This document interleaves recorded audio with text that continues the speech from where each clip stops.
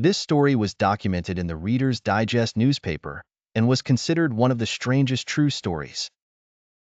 Its events were taken from the memoirs of the famous Dr. Ware Mitchell, who was one of the most important neurosurgeons in the American state of Philadelphia in the late 19th century. He wrote this strange experience that he went through himself, and what he wrote was as follows. I returned from work one day exhausted, and the weather outside was rainy and very cold. So I sat in a seat in front of the fire and surrendered to sleep. And after a few moments, I suddenly woke up to the sound of the doorbell, and when I opened it to the knocker, I found a little girl shivering with cold and wrapped in a torn shawl. And the little girl begged me to go with her immediately because her mother was very sick and in dire need of a doctor.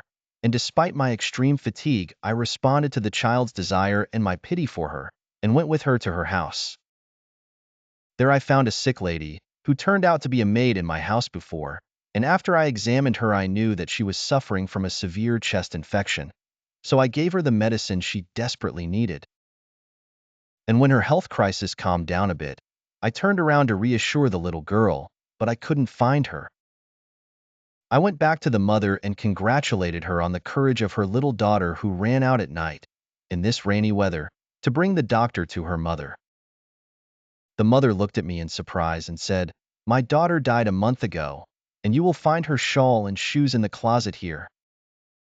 When I opened the closet, I actually found the shawl that the little girl was wearing, and it was dry, which means that it was impossible for anyone to have worn it outside the house on that rainy night.